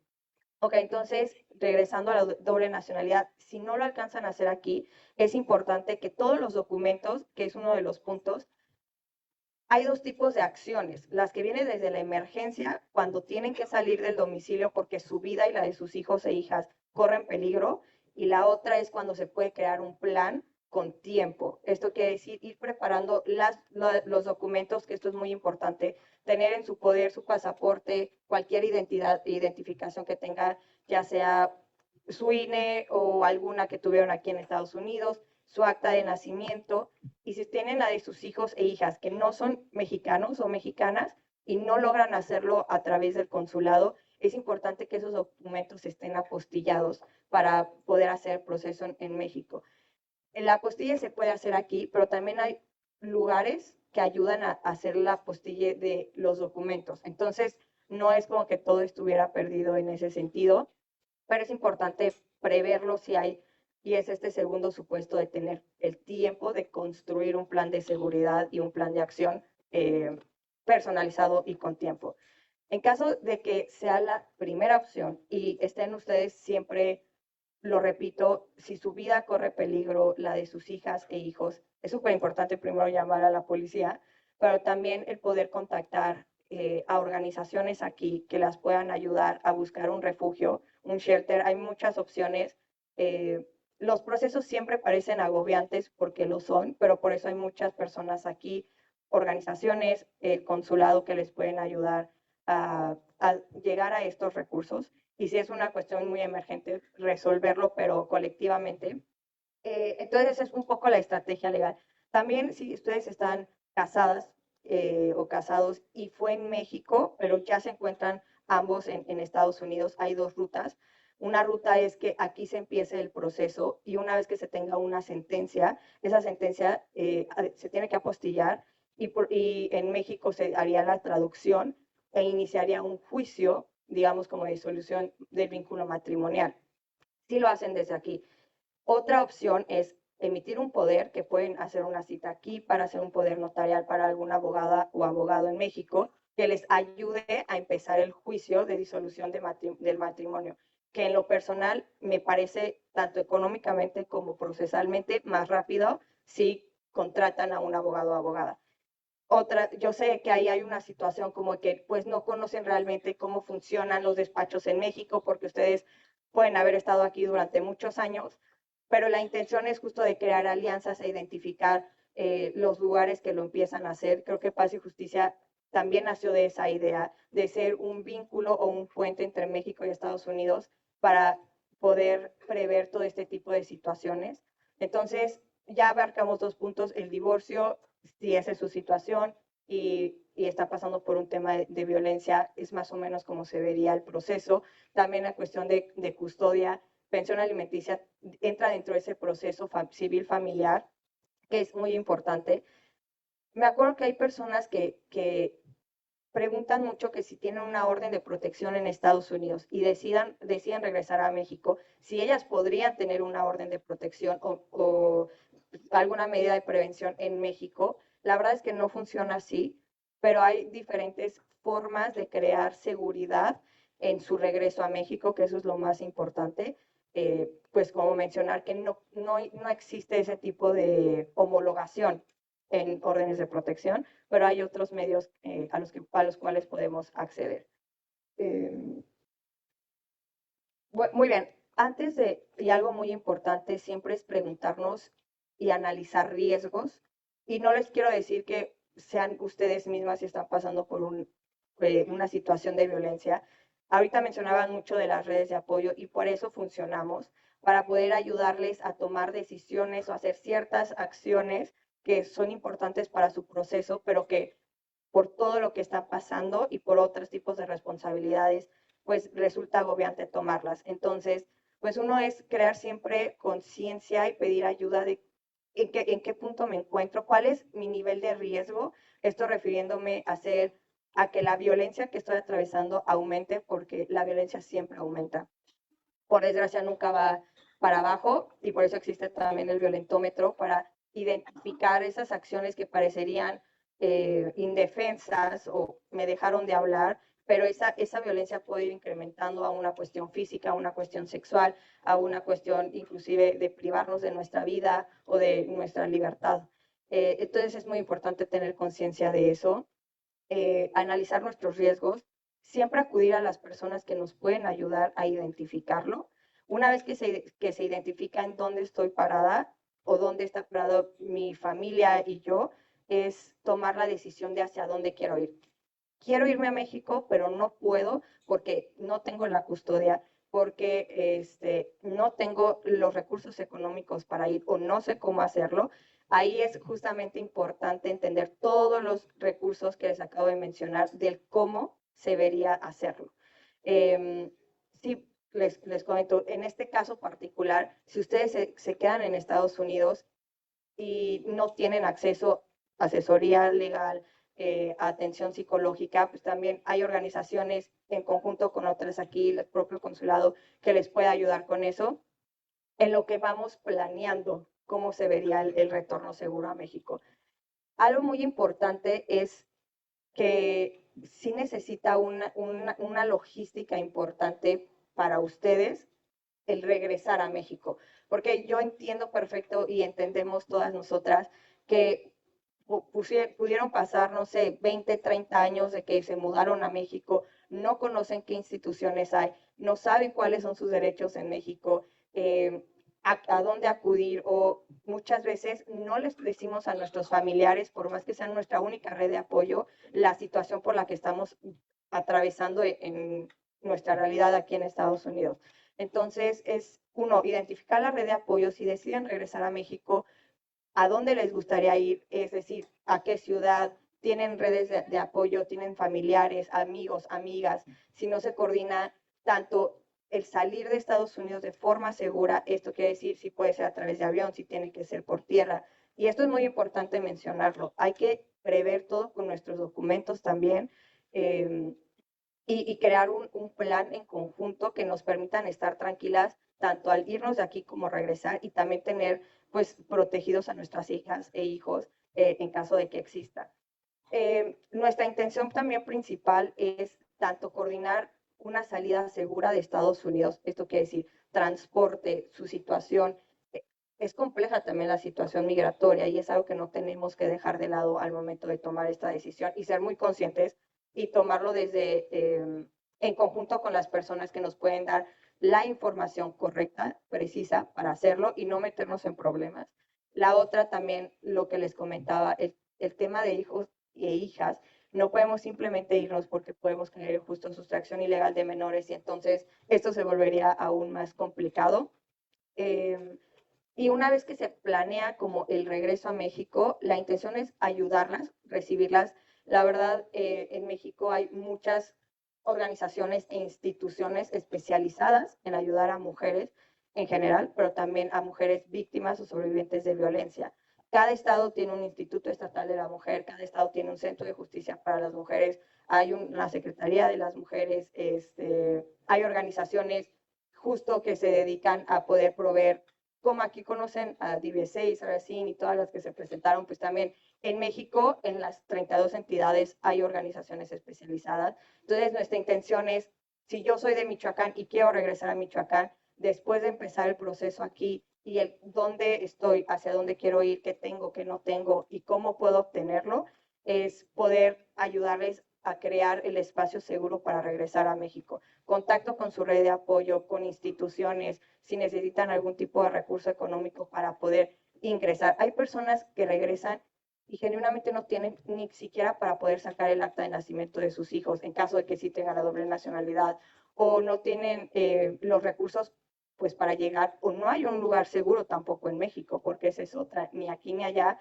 hay una red de apoyo. Entonces, creo que, y el mensaje principal de esta charla es que conozcan que si quieren regresar a México o si se quieren quedar aquí, ya hay un trabajo con una perspectiva binacional, le llamo, porque sabemos la realidad por la que están pasando aquí, los recursos que puede haber y cómo les podemos proveer desde México y con alianza de personas aquí una mejor estabilidad para tomar una decisión, para poder crear un nuevo plan de vida, un plan de seguridad y pues bueno, esa es nuestra intención. No sé si tienen alguna duda o comentario respecto a eso. Yo solo comento muy rápido. Tomen los datos de la organización, por paso, porque a veces no hay otra salida para las personas aquí que están haciendo auditorías, lo que quieren regresar.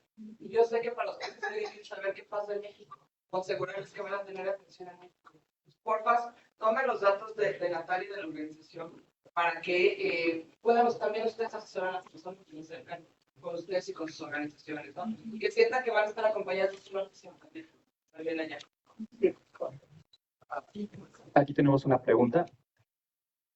Yo tengo una duda. Si soy una persona que está sufriendo violencia doméstica y voy a tu organización, o sea, como cuál sería la expectativa que podría tener. O sea, me ayudarías como con todo el proceso. Bueno, creo que más que expectativa es justo, puedo hablar por el compromiso de las tres que hoy lideramos esta organización, es que no va a haber no sabemos qué hacer. Si tú necesitas atención en esta, tú llegas hoy y me hablas a mí antes que a una organización, no sé, aquí en Illinois, mi trabajo sería, uno, poder ubicar todas las opciones que tienes para poder ayudarte en donde estás situada ahorita. Y si tú me dices, yo quiero regresar a México, vamos a empezar a crear un plan de acción y de seguridad si se necesita para que puedas regresar. Esto quiere decir, yo soy originaria de Michoacán, yo soy originaria de Aguascalientes, de Guanajuato, y quiero regresar ahí, o quiero regresar a otro lugar, pero en México. Entonces, cuando hablaba de un plan personalizado, es eso. La expectativa es la que tú tengas. Yo quiero regresar, yo quiero quedarme aquí. Me preocupa no tener contención emocional. Me preocupa no saber qué va a pasar si me quiero divorciar porque no tengo dinero. Me da miedo que me quiten a mis hijos porque hay muchísimo desconocimiento. Y el desconocimiento le da poder también a los agresores a seguir manipulando. Entonces, creo que desde brindar conciencia y la información correcta en primera instancia es lo primero hasta donde tú quieras llegar. Esa es la expectativa, yo creo que podrías tener. Nat, y nada más me gustaría agregar algo, que es justo una de las razones por las que presentamos este plan como dividido en fases, es que entendemos que las particularidades de cada caso son distintas y entonces queremos conocerlo y queremos conocerlo con la cercanía que creemos que cada caso requiere. Entonces, exactamente la primera fase sería reconocerlo, identificarlo. La segunda sería encontrar esta red de apoyo de la cual seríamos parte durante el proceso. De ahí sería, de acuerdo a los casos específicos, generar este plan de acción y de seguridad. Y bueno, Natalia, que es una excelente mano derecha para todo el tema legal y asegurarnos de que el impacto sea realmente lo que estamos buscando y no solo como pasos creados desde una expectativa como si todas las situaciones fueran iguales. Entonces, bueno, eso. Creo que el primer paso sería contactarnos y estaríamos muy contentas de poder apoyarlas. ¿Alguna otra pregunta?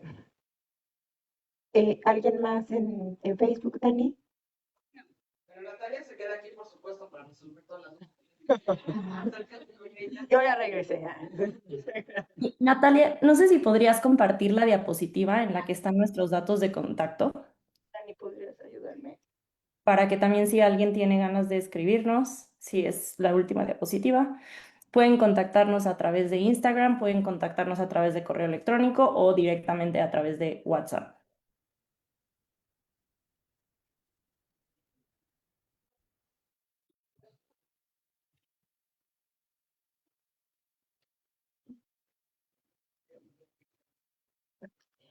Ahora vamos a tener una breve presentación de un libro de una activista comunitaria llamada Selene Partida. Después de la presentación del libro vamos a tener un breve descanso para comida, para y después vamos a tener ya la parte más interactiva de este taller, de este foro. Entonces, adelante, Selene, bienvenida.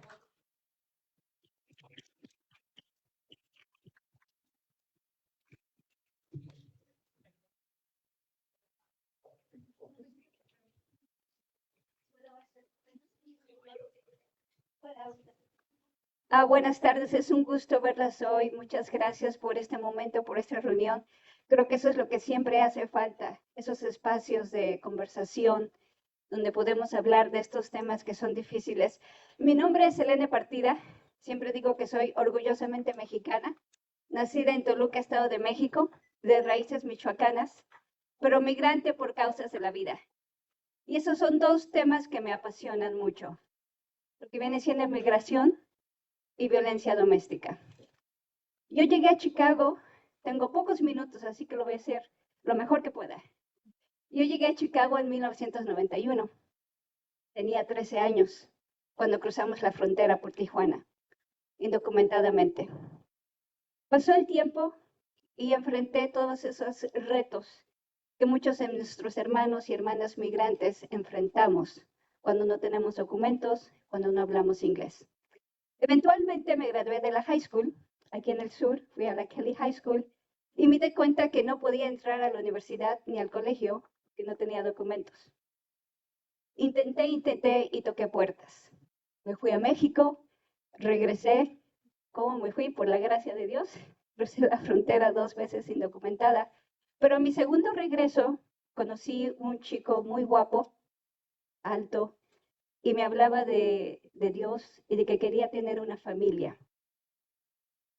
Yo tenía en aquel tiempo casi cumpliendo 19, me gradué de la high school a los 16. Pero en ese momento él habló el lenguaje que yo entendía. Una familia, vamos a adorar a Dios. Y yo quise ser muy honesta con él y le dije, ¿sabes qué? Olvídate porque yo me voy a regresar a México, yo soy indocumentada, yo no quiero estar así aquí. Y él me dijo, no te vayas, cásate conmigo. Yo te quiero, yo te voy a ayudar.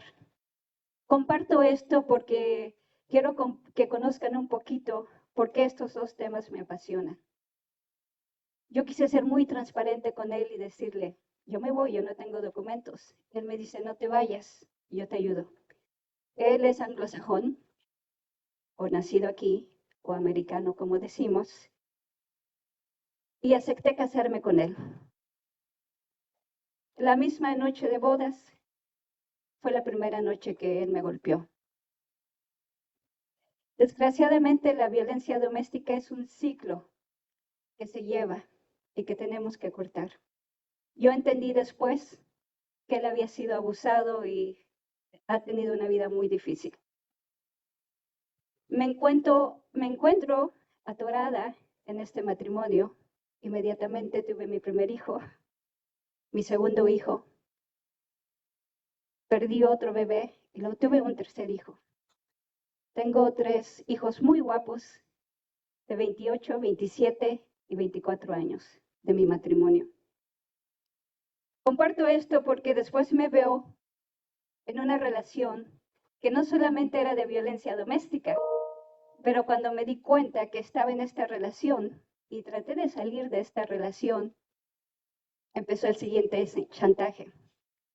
Si te vas, le voy a hablar a inmigración a tus papás. Si te vas, le voy a decir a inmigración que tus hermanos y tus papás están aquí ilegal. Tú solamente te casaste conmigo para arreglar papeles. Era todo lo que querías. Y me veo en este ciclo de violencia doméstica por 13 años y medio. Hasta cuento los meses. Porque me tardó 13 años y medio salir de este ciclo de violencia doméstica. Yo no digo que soy víctima, soy sobreviviente, porque salí, porque pude cruzar del otro lado. Cuando tengo la oportunidad de hablar con otras hermanas o hermanos, migrantes o no migrantes, mi palabra para ellos es siempre decirles, hay más vida. La vida del otro lado es mucho mejor. Cruza, hazlo, si se puede. Fue toda una jornada el que yo pude salir de esa violencia doméstica. Pero reconozco que uno de los factores por los cuales me quedé ahí, aparte del chantaje, de que era muy joven y de que no sabía qué hacer, es que también era el ciclo disfuncional que yo había visto con mi mamá y que había visto con mi abuelita. Y que había crecido con esas ideas de que hasta que la muerte nos separe. Fue la cruz que Dios te dio. Pues aguántate, ya estás aquí. Hazlo por tus hijos. Es lo que Dios quiere. Tanto ruido, tantas cosas erróneas, narrativas incorrectas que escuchamos allá afuera cuando se trata de violencia doméstica. Escribí el libro de Puertas de Papel y agradezco a la cónsul Reina que me permite hablar de esto.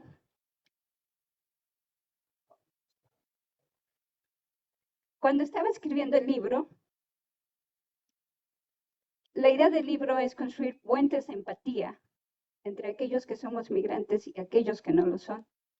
Pero me di cuenta que al escribir el libro tenía que compartir de mí y por qué lo escribía. Y cuando uno se pone ahí afuera, se hace muy vulnerable, porque todos tenemos diferentes puntos de vista. Y cuando estaba escribiendo el libro, me di cuenta que tenía que compartir esa parte. Ese era el motivo por el cual quería hablar. No tanto el libro es segundo plano, secundario. Pero cuando decidí poner esa parte en el libro, es porque yo sé que allá afuera hay muchos hermanos y hermanas migrantes que están atorados o atoradas en esta situación, en estas relaciones, en estos matrimonios donde están siendo chantajeados, manipulados. Eso es violencia doméstica también. Es una violencia doméstica en silencio, donde se les amenaza: si te vas, voy a parar el proceso de tu tarjeta. Ya no te voy a peticionar. Vas a perder a tus hijos, como lo que decían aquí. Yo he estado en México, he ido y venido, y claro, ahora soy ciudadana. Y sí fue por mi matrimonio que pude arreglar mis documentos. Pero no me casé con él para arreglar mis documentos. No hubiera tenido 3 hijos ni estado con él por 13 años esperando que cambiara. Porque la realidad es que nadie puede hacer cambiar a nadie. Esa persona va a cambiar porque quiere cambiar, porque tiene esa convicción. Pero uno no puede quedarse en esa relación pensando que la otra persona puede cambiar. Para terminar, déjenme decirles que yo soy testimonio, como que estoy aquí parada ahorita con ustedes, y me animo a levantar la voz para animarlas. De que yo sé que si me hubiera quedado en ese matrimonio, probablemente ya estaría muerta ahorita. Y no es por ser dramática, pero yo sé lo que comparto, yo sé lo que viví. Y que me tardó 13 años y medio. Y que yo sé que todos y todas somos fuertes. Y es simplemente dar ese empuje, dar ese brinco y darnos cuenta que no debemos de tener miedo a lo que viene. Al contrario, abrazarlo con esperanza. Porque eso que viene es mucho mejor de lo que tenemos en este momento. Nuestra dignidad es mucho más importante. Una de las cosas que digo en el libro es que migrar es un acto de amor. Y el salirte de una relación donde hay violencia doméstica, y no nada más en nuestras parejas, pero de compañeros de apartamento, primos, tíos, porque la violencia doméstica va más allá de eso. También es un acto de amor. Un acto de amor hacia tu propia persona. Sí se puede. Hay mucho más luz del otro lado. La vida es mucho más bonita. Y te das cuenta que tienes una fuerza, una inteligencia, un poder, unas ganas, una hambre, un empuje que te ayuda a dejar eso en lo que piensas que no vas a poder porque ya te hiciste dependiente. Y claro que por muchos años lo negué y no lo compartía y no le decía a nadie. Porque eso le pasa a la vecina, eso le pasa a mi tía, a la señora de allá, pero eso no me pasa a mí. Y desgraciadamente la violencia doméstica, como me imagino que lo han compartido aquí, llega a todas las edades, a todos los niveles, a todos los tipos de educación, desde la persona que está aprendiendo a leer y a escribir. Yo conozco doctoras, licenciadas, licenciados, que este ciclo de violencia doméstica lo viven ellos también.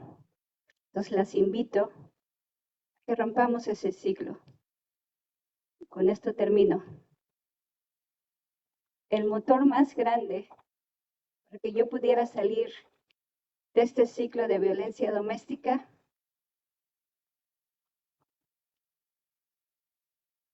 se llaman Carol, Abraham y Zachary, mis 3 hijos. Porque yo sabía que si no salía de ese círculo, mi futura nuera iba a vivir lo que yo estaba viviendo. Y yo sabía que yo tenía que parar ese tren en mi familia o conmigo. Desgraciadamente mi hermana mayor que vive en México, que se regresó, sigue viviendo ese ciclo. Yo sabía que yo tenía que parar el tren. En inglés decimos, the train stops with me. En español lo digo, hasta aquí llegamos. Que no le voy a pasar eso a mis hijos. Ellos vivieron este proceso y entienden qué es lo que pasó. Y entienden por qué dejé a su padre. Nunca sin envenenar, ese es otro asunto. Pero saben lo que pasa cuando no tratas a una persona con amor, con respeto, que es lo más importante. Vamos a cortar ese ciclo de violencia doméstica, ese ciclo disfuncional que seguimos pasando a nuestras generaciones. Esta es la única forma que vamos a poder cortar este mal. Agradezco muchísimo este tiempo. Todas tenemos un motor, un porqué, un empuje, o tú misma. Pero si algo les puedo decir a ustedes, si me hubiera quedado ahí, hubiera muerto, ya sea física, o espiritual, emocional o mentalmente. Pero ahora estoy aquí, escribo, voy, vengo, bailo tango, masco chicle, no. Pero estoy aquí enfrente de ustedes y eso para mí ya es ganancia. Así que muchas gracias. Por aquí voy a estar un rato que gustan hablar conmigo.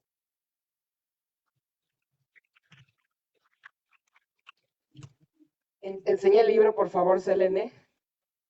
Le agradecemos muchísimo, Selene, por este testimonio que es exactamente de lo que hablamos todo el día. Gracias por tu valentía, gracias por el libro y gracias por venir a poner cara de muchas mujeres y de muchas personas que pasan por estos ciclos y que contigo se ve, como dices tú, pues que el amor, la fuerza que tú lo encontraste en tus hijos, la podemos encontrar todos y todos. Entonces, es una cuestión de tiempo. Como decían en alguna ponencia, no vamos a juzgar, vamos a acompañar. Entonces, muchísimas gracias, Selene. Gracias. Vamos a despedir nuestra transmisión por Facebook Live. Gracias a todas las personas que nos han acompañado. Les decimos, hacemos un corte ahorita para que comamos tantito, que ya los tuve aquí mucho tiempo.